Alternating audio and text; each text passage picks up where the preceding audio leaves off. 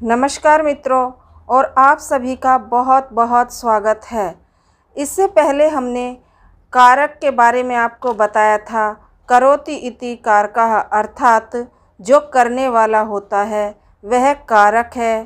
क्रिया की सिद्धि में जिसका सबसे अधिक योगदान होता है वह कारक होता है। और आज हम कारक विभक्ति में प्रथमा विभक्ति के बारे में चर्चा करेंगे कि प्रथमा विभक्ति का उपयोग कहाँ होता है और इसका उपयोग करने की क्यों आवश्यकता पड़ी।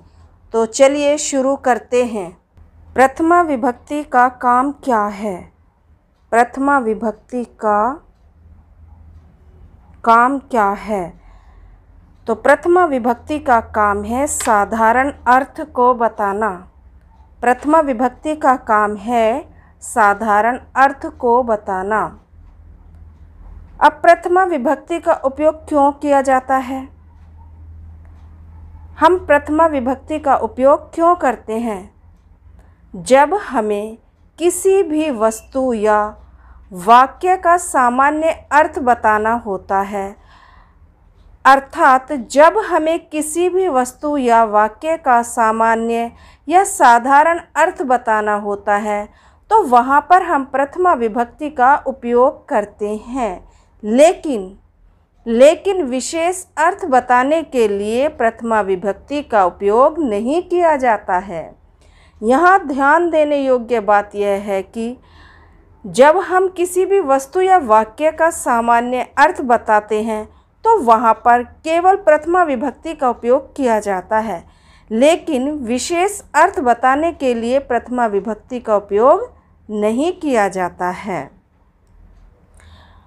प्रथमा विभक्ति करने वाला सूत्र है। तो प्रथमा विभक्ति करने वाला सूत्र है प्रातिपदिकार्थ लिंग परिमाण वचन मात्रे प्रथमा। प्रथमा विभक्ति करने वाला सूत्र है प्रातिपदिकार्थ लिंग परिमाण वचन मात्रे प्रथमा।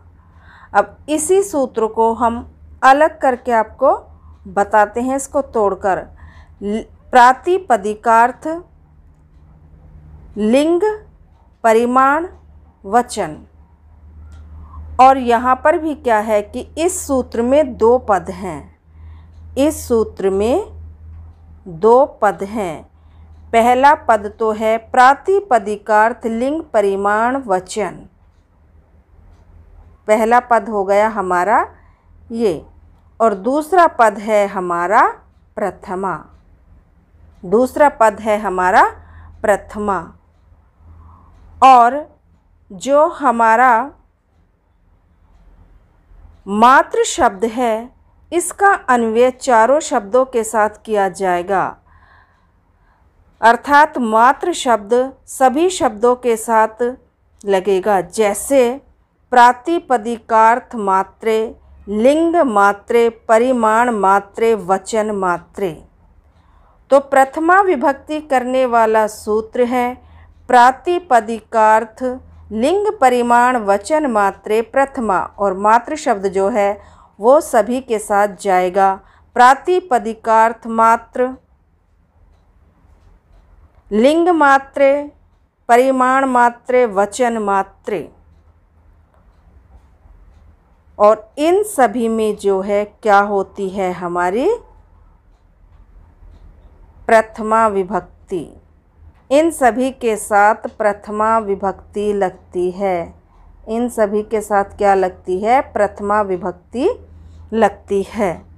प्रातिपदिकार्थ लिंग परिमाण वचन मात्रे प्रथमा, प्रथमा विभक्ति करने वाला यह सूत्र है। और प्रातिपदिकार्थ मात्र में, लिंग मात्र में, परिमाण मात्र में, वचन मात्र में प्रथमा विभक्ति लगती है। और इसके अलावा एक जगह और प्रथमा विभक्ति लगती है, और वह है संबोधन।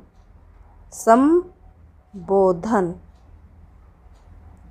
संबोधन में भी प्रथमा विभक्ति लगती है। प्रथमा विभक्ति लगती है।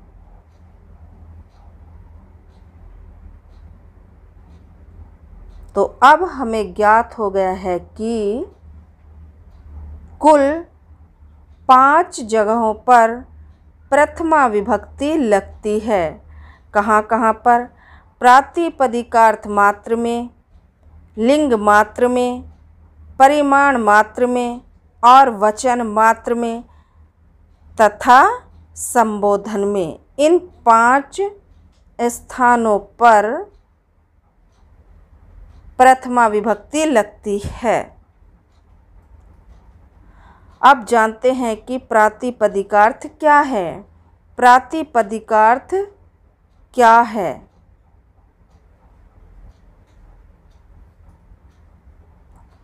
प्रातिपदिकार्थ का अर्थ है नियतो उपस्थिति का प्रातिपदिकार्था। प्रातिपदिकार्थ का अर्थ है नियतोपस्थिति का प्रातिपदिकार्था, अर्थात जिसकी उपस्थिति दिलो दिमाग में निश्चित रूप से तुरंत हो जाए वह प्रातिपदिकार्थ है। जैसे घोड़ा या गाय कहने से तुरंत हमारे मन मस्तिष्क में घोड़े या गाय की तस्वीर उपस्थित हो जाती है कि गाय ऐसी होती है या घोड़ा ऐसा होता है। यही नियतो उपस्थिति का प्रातिपदिकार्थ है, अर्थात जिस वस्तु की भी हमारे दिलो दिमाग में निश्चित रूप से तुरंत ही उपस्थिति हो जाती है कि यह क्या चीज़ है, वह प्रातिपदिकार्थ है। नियतो उपस्थिति का प्रातिपदिकार्थ। प्रातिपदिकार्थ का अर्थ है नियतो उपस्थिति का प्रातिपदिकार्थ, जिसकी उपस्थिति दिलो दिमाग में निश्चित रूप से तुरंत ही हो जाए वह प्रातिपदिकार्थ है। जैसे घोड़ा या गाय कहने से तुरंत ही हमारे मन मस्तिष्क में गाय या घोड़े की तस्वीर उपस्थित हो जाती है।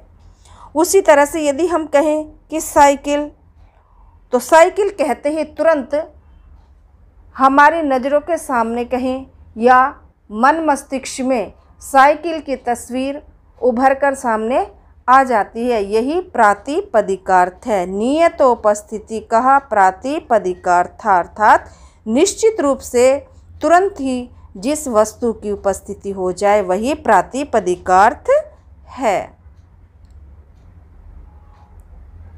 अब देखिए लिंग क्या है। लिंग क्या है?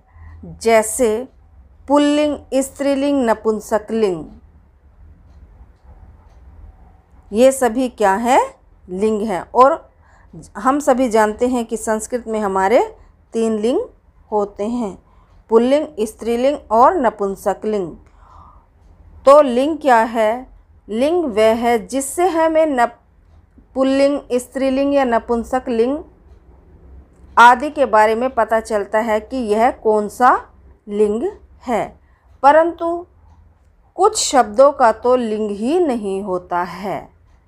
कुछ शब्दों का तो लिंग ही नहीं होता है। जैसे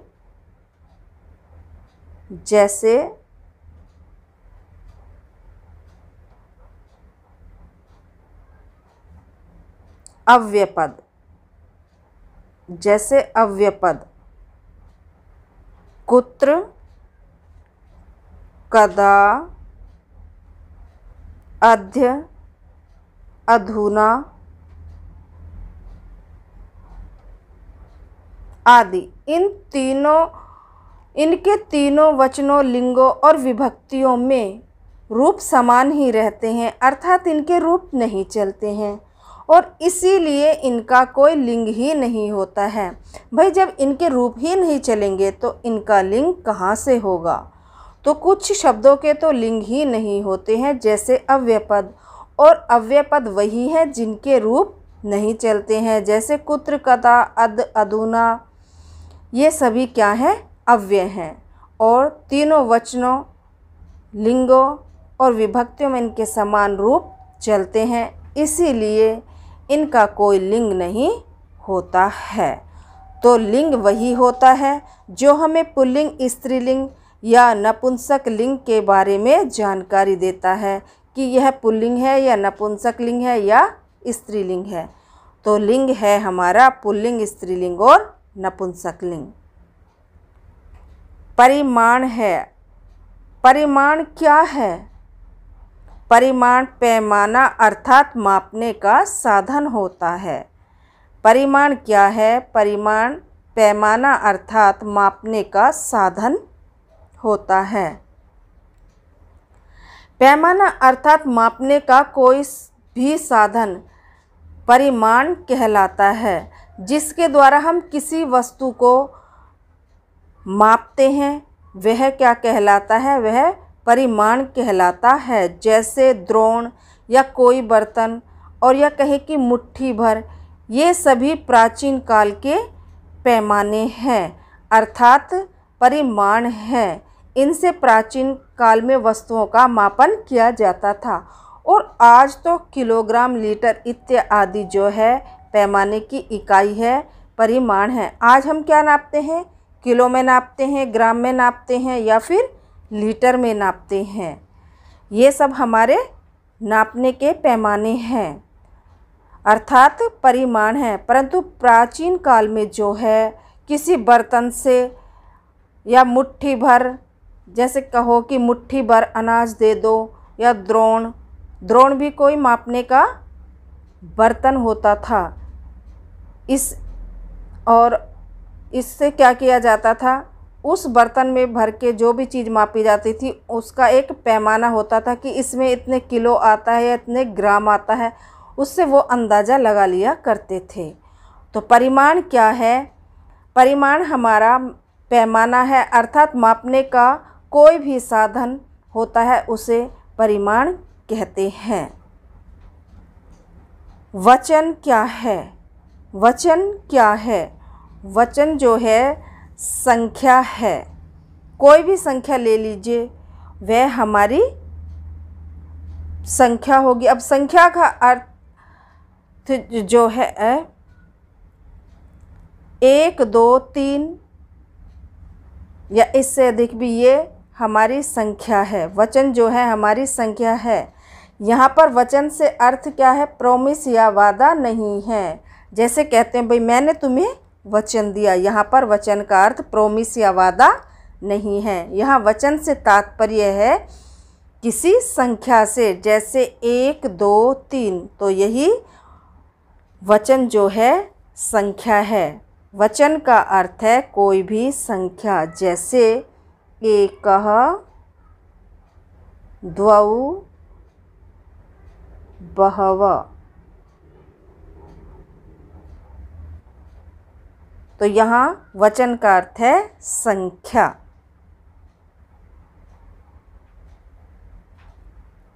अब जान लेते हैं प्रातिपदिकार्थ मात्र के उदाहरण, लिंग मात्र के उदाहरण, परिमाण मात्र के उदाहरण और वचन मात्र के कौन कौन से उदाहरण हैं।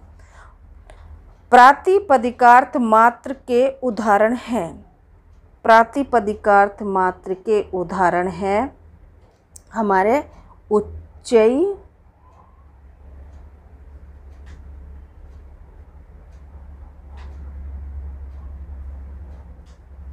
नीचई, कृष्णा, श्री ज्ञानम, ये हमारे प्रातिपदिकार्थ मात्र के उदाहरण हैं। अब यहाँ पर ऊंचे नीचे जो हैं ये अव्यय हैं। ये क्या है? अव्यय। ये हमारे अव्यय पद हैं। और कृष्णा जो है ये पुल्लिंग है, कृष्णा पुल्लिंग है। श्री जो है स्त्रीलिंग है और ज्ञानम जो है नपुंसक लिंग है। तो प्रातिपदिकार्थ मात्र के उदाहरण हैं उच्चई, निच्चई, कृष्णः, श्री ज्ञानम। इसको इस तरह से भी हम याद रख सकते हैं, ऊंचा नीचा भगवान श्री कृष्ण का ज्ञान। ऊंचा नीचा भगवान श्री कृष्ण का ज्ञान। इसको इस तरीके से भी याद किया जा सकता है, ऊंचा नीचा भगवान श्री कृष्ण का ज्ञान। ऊंचई नीचई कृष्णः श्री ज्ञानम प्रातिपदिकार्थ मात्र के उदाहरण है उच्चै, नीचै, कृष्णा, श्री ज्ञानम। प्रातिपदिकार्थ मात्र के उदाहरण हैं। लिंग मात्र के उदाहरण हैं, तो लिंग मात्र के उदाहरण हैं हमारे तटः, तटी, तटम। लिंग मात्र के उदाहरण हैं तटा, तटी, तटम। यहाँ पर तटा जो है पुल्लिंग का बोध कराता है, तटी स्त्रीलिंग का बोध कराती है, और तटम जो है ये नपुंसक लिंग का बोध कराता है। तो तटा, तटी, तटम लिंग मात्र के उदाहरण हैं। तटा, तटी, तटम लिंग मात्र के उदाहरण हैं। अब देखिए परिमाण मात्र के उदाहरण। परिमाण मात्र के उदाहरण हैं द्रोणो व्रीहि, द्रोणो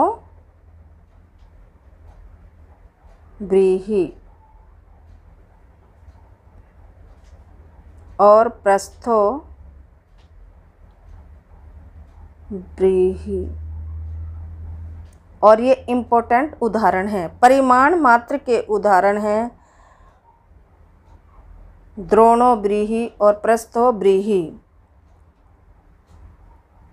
द्रोणो व्रीहि और प्रस्थो व्रीहि अर्थात इसका अर्थ है मुट्ठी भर चावल या आधा सेर चावल।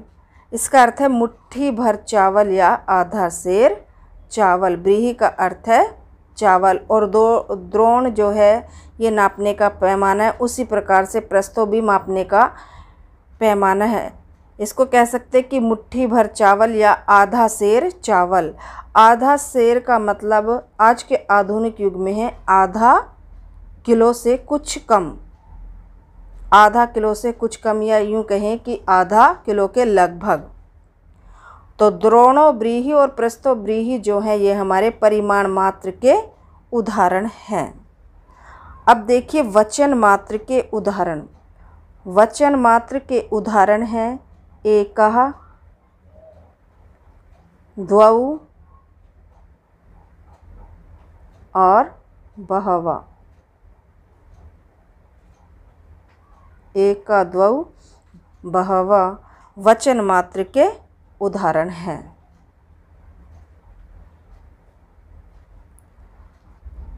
अब यहाँ पर ये जानना भी बहुत ज़रूरी है कि लिंग मात्र कितने प्रकार का होता है। तो लिंग मात्र जो है 3 प्रकार का होता है। लिंग मात्र 3 प्रकार का होता है। सबसे पहले देखिए अलिंग। पहला होता है अलिंग, दूसरा नियत लिंग और तीसरा अनियत लिंग। लिंग मात्र 3 प्रकार का होता है अलिंग, नियत लिंग और अनियत लिंग। अलिंग सबसे पहले जानते हैं अलिंग। अलिंग किसे कहते हैं? अलिंग अर्थात जिसका कोई लिंग ना हो। अलिंग अर्थात जिसका कोई लिंग ना हो, जैसे अव्ययपद। जैसे अव्ययपद। अव्ययपद का कोई लिंग नहीं होता है। अलिंग अर्थात अव्ययपद। जिसका कोई लिंग नहीं होता है वह अलिंग होता है। जिसका कोई लिंग नहीं होता है वह अलिंग होता है। जैसे अव्ययपद उच्चई, नीचई। ये क्या है? ये अलिंग है। ऊंचाई नीचे क्या है? अलिंग है, क्योंकि ये अव्ययपद है और अव्ययपद अलिंग होते हैं। तो अलिंग का मतलब है जिसका कोई लिंग ना हो।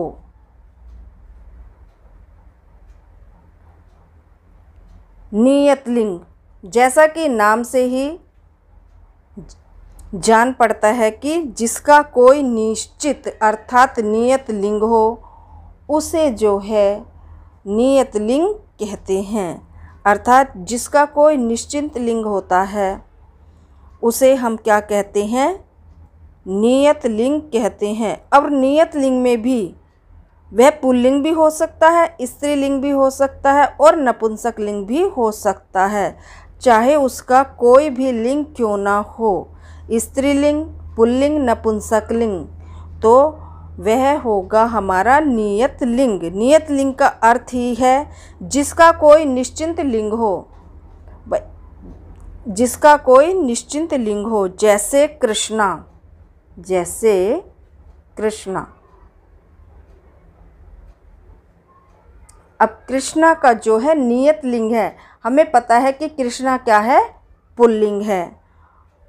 और श्री, श्री क्या है? स्त्रीलिंग है। इसका भी लिंग निश्चित है, क्योंकि हम जानते हैं कि श्री का जो लिंग है वह स्त्रीलिंग है। और इसी तरह से ज्ञानम, ज्ञानम का जो लिंग है यह नपुंसक लिंग है। तो यहाँ सभी के लिंग नियत हैं, निश्चित हैं। तो जिसका निश्चित लिंग होता है उसे नियत लिंग कहते हैं, और वह कोई भी हो सकता है, पुल्लिंग, स्त्रीलिंग या नपुंसक लिंग, तो उसे हम कहते हैं नियत लिंग। यहाँ पर यह नियत है कि यह स्त्रीलिंग है, यह पुल्लिंग है या यह नपुंसक लिंग है। तो कृष्णा श्री ज्ञानम नियत लिंग का उदाहरण भी है, नियत लिंग का उदाहरण भी है कृष्णा श्री ज्ञानम। अगर प्रश्न आता है परीक्षा में कि नियत लिंग का उदाहरण बताइए, तो कृष्णा श्री ज्ञानम ये नियत लिंग का उदाहरण होगा। इसी तरह से अनियत लिंग, इसी तरह से अनियत लिंग किसका होगा? जिसका कोई निश्चित लिंग नहीं होगा उसको हम कहेंगे अनियत लिंग। जिसका कोई निश्चित लिंग नहीं होगा उसे हम कहेंगे अनियत लिंग। इसीलिए उसको अनियत लिंग कहा गया है, कुछ क्योंकि उसका लिंग ही निश्चित नहीं होता है। जिसका कोई लिंग ही निश्चित नहीं होता है उसे अनियत लिंग कहते हैं। जैसे जैसे तटा, तटी, तटम।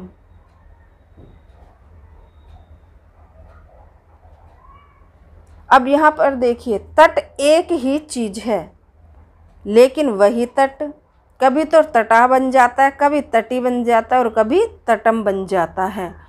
अब यहाँ पर देखने से पता चल रहा है कि तटा जो है क्या है? पुल्लिंग है, और तटी स्त्रीलिंग है, और तटम जो है नपुंसक लिंग है। तो यहाँ पर कोई निश्चित लिंग नहीं है। अनियत लिंग अर्थात जिसका कोई निश्चित लिंग नहीं होता है। इसका उदाहरण है तटः, तटी, तटम। अनियत लिंग का उदाहरण है तटा, तटी, तटम। जिसका कोई निश्चित लिंग नहीं होता है उसे अनियत लिंग कहते हैं। अब यहाँ पर देखिए, किनारा एक ही है, किनारा एक ही है, परंतु एक ही किनारे को कभी तटा तो कभी तटी तो कभी तटम कहा जा रहा है। यहाँ एक से ज़्यादा लिंग होने के कारण, अर्थात यहाँ लिंग की अधिकता है, यहाँ लिंग की अधिकता है, और लिंग की अधिकता होने के कारण अनियत लिंग को लिंग मात्राधिक्य भी कहते हैं। क्या कहते हैं? लिंग मात्राधिक्य भी कहते हैं। अनियत लिंग को लिंग मात्रा धिक्य भी कहते हैं। क्यों कहते हैं? क्योंकि यहाँ लिंग की अधिकता है। देखिए, तटा, तटी, तटम, लिंग की अधिकता है, एक से ज़्यादा लिंग है। तो लिंग की अधिकता होने के कारण अनियत लिंग को लिंग मात्राधिक्य भी कहते हैं। अब चाहे प्रश्न आए कि अनियत लिंग के उदाहरण बताइए, तो तटा, तटी, तटम, और चाहे प्रश्न आ जाए कि लिंग मात्राधिक्य के उदाहरण बताइए, तो भी उत्तर होगा हमारा तटा, तटी, तटम। चाहे लिंग मात्राधिक्य कहिए और चाहे अनियत लिंग कहिए, तो भी इसका अर्थ एक ही है, क्योंकि अनियत लिंग जिसका कोई लिंग निश्चित नहीं होता है, और लिंग मात्राधिक्य अर्थात लिंग की अधिकता होने के कारण इसको लिंग मात्राधिक्य कहा जाता है। और इसका उदाहरण है तटा, तटी, तटम। चाहे अनियत लिंग कहिए तो भी इसका उदाहरण होगा तटा, तटी, तटम, और चाहे लिंग मात्राधिक्य कहिए तो भी इसका उदाहरण है तटा, तटी, तटम। संबोधनेच्छा सूत्र का अर्थ है। संबोधनेच्छा सूत्र का क्या अर्थ है? संबोधन में प्रथमा विभक्ति लगती है। संबोधन में प्रथमा विभक्ति लगती है और चा का अर्थ होता है और, तो यहाँ पर संबोधनेच्छा सूत्र का अर्थ है और संबोधन में भी प्रथमा विभक्ति लगती है। यहाँ पर संबोधन को हम क्या 8 विभक्ति नहीं मानते हैं। विभक्ति हमने बताया था पहले भी आपको 7 होती हैं, विभक्ति 7 होती हैं, क्योंकि संबोधन को अलग से विभक्ति में, संबोधन की अलग विभक्ति नहीं होती, संबोधन में भी प्रथमा विभक्ति होती है। इसीलिए संबोधनेच्छा सूत्र का अर्थ है कि और प्रथमा विभक्ति कहाँ होती है, अर्थात संबोधनेच्छा सूत्र का अर्थ है कि और संबोधन में भी प्रथमा विभक्ति लगती है। अब संबोधन क्या है? जब हम किसी को पुकारते हैं, बुलाते हैं या किसी का आह्वान करते हैं तो वही संबोधन होता है। जब हम किसी को बुलाते हैं या उसका आह्वान करते हैं तो उसका वह संबोधन है, या किसी को पुकारते हैं वही संबोधन है उस व्यक्ति का या किसी का भी। जैसे जब हम किसी भी व्यक्ति का ध्यान अपनी ओर खींचना चाहते हैं, जब हम किसी का ध्यान अपनी ओर खींचना चाहते हैं तो वहाँ पर संबोधन होता है, और संबोधन होता है हमारा भो, हे, अरे। जैसे अभी हमने अपना ध्यान, उसका ध्यान अपनी ओर आकर्षित करने के लिए किसी को पुकारा और कहा भो श्यामः इह आगच्छ, तो यहाँ पर क्या है, संबोधन है। हे रामः इह आगच्छ, यह क्या है, संबोधन है। तो जब किसी का ध्यान हम अपनी ओर खींचना चाहते हैं तो वहाँ क्या होता है, संबोधन होता है। और संबोधन का हमें पता कैसे चलता है, भो, हे, अरे के द्वारा हमें संबोधन का पता चलता है। और संबोधन में भी कौन सी विभक्ति होती है, प्रथमा विभक्ति होती है। स्वतंत्रः कर्ता सूत्र का अर्थ है, यहाँ होगा स्वतंत्रः। स्वतंत्रः कर्ता सूत्र का अर्थ है कि कर्ता जो है स्वतंत्र होता है। कर्ता क्या होता है, स्वतंत्र होता है। और उक्त कर्ता में प्रथमा विभक्ति लगती है, उक्त कर्ता में प्रथमा विभक्ति लगती है और अनुक्त में तृतीया विभक्ति लगती है। और ये तो हम सभी जानते हैं कि सभी कारकों में एक कर्ता ही, केवल कर्ता ही, सभी कारकों में केवल कर्ता ही ऐसा कारक है जो स्वतंत्र होता है। सभी कारकों में कर्ता ही ऐसा कारक है जो स्वतंत्र होता है। और स्वतंत्र कर्ता जो होता है उसमें कौन सी विभक्ति लगती है, उक्त कर्ता में। स्वतंत्र कर्ता तो स्वतंत्र होता ही है और कर्ता में भी उक्त कर्ता में प्रथमा विभक्ति लगती है, किंतु अनुक्त कर्ता में तृतीया विभक्ति लगती है। तो स्वतंत्रः कर्ता सूत्र का अर्थ ये कि कर्ता स्वतंत्र होता है, सभी कारकों में कर्ता जो है स्वतंत्र होता है और उक्त कर्ता में प्रथमा विभक्ति लगती है, अनुक्त कर्ता में तृतीया विभक्ति लगती है। तो चलो आओ थोड़ा सा हम अभ्यास कर लेते हैं, 4-5 प्रश्नों का हम अभ्यास कर लेते हैं कि किस तरह के प्रश्न हमारे जो है परीक्षा में आते हैं। परीक्षा में इस तरह के प्रश्न आते हैं। ये थोड़ा सा हिंट मैं आपको दे देती हूँ। तो चलें अभ्यास करते हैं। प्रातिपदिकार्थ मात्र में विभक्ति लगती है। अब तो आप समझ गए होंगे प्रातिपदिकार्थ मात्र में कौन सी विभक्ति लगती है? प्रथमा।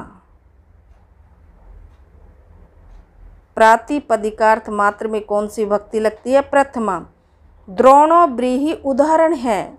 द्रोणो ब्रीहि किसके उदाहरण हैं भाई? द्रोणो ब्रीहि उदाहरण है परिमाण मात्र के। द्रोणो ब्रीहि किसके उदाहरण हैं? परिमाण मात्र के। और कर्ता कारक में विभक्ति होती है। कर्ता कारक में विभक्ति होती है। कर्ता कारक में कौन सी विभक्ति होती है? प्रथमा। और प्रथमा भी कौन से कर्ता में होती है? उक्त कर्ता में। उक्त कर्ता में प्रथमा विभक्ति होती है। किस में होती है? उक्त कर्ता में प्रथमा विभक्ति होती है। और अनुक्त कर्ता में तृतीया विभक्ति होती है। अनुक्त में जो है तृतीया विभक्ति होती है। तो कर्ता कारक में उक्त कर्ता में प्रथमा विभक्ति होती है और अनुक्त कर्ता में तृतीया विभक्ति होती है। प्रातिपदिकार्थ है। प्रातिपदिकार्थ क्या है? प्रातिपदिकार्थ है। तो प्रातिपदिकार्थ है क्या है? प्रातिपदिकार्थ है नियत उपस्थिति का प्रातिपदिकार्थ। नियत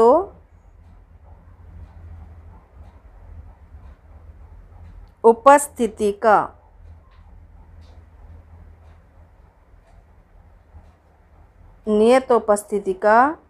प्रातिपदिकार्थ।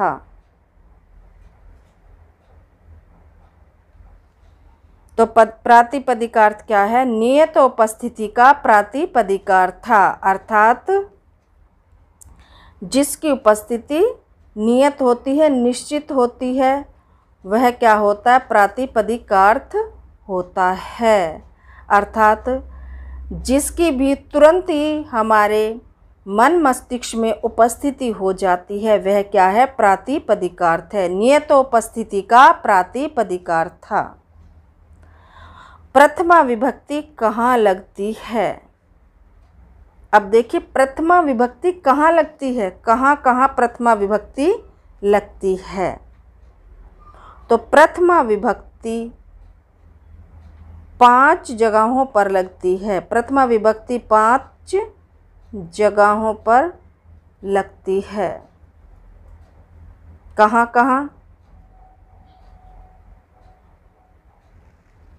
कहाँ कहाँ लगती है? प्रातिपदिकार्थ मात्र में, प्रातिपदिकार्थ मात्र में, लिंग मात्र में,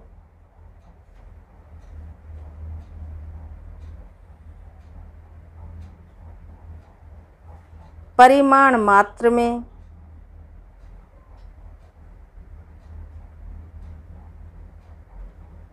वचन मात्र में,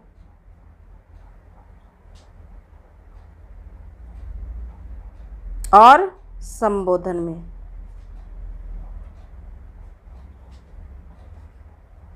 और संबोधन में प्रथमा विभक्ति लगती है। तो प्रथमा विभक्ति हमारी 5 जगहों पर लगती है। कहाँ कहाँ पर? प्रातिपदिकार्थ मात्र में, लिंग मात्र में, परिमाण मात्र में, वचन मात्र में। तो इन 5 जगहों पर जो है प्रथमा विभक्ति लगती है। तो मित्रों ये थी आज की हमारी कारक की कक्षा। यदि आपको अच्छी लगी हो तो लाइक कीजिएगा, शेयर कीजिएगा और चैनल को सब्सक्राइब भी कर दीजिएगा। Thanks for watching. Take care, bye bye. तो मिलते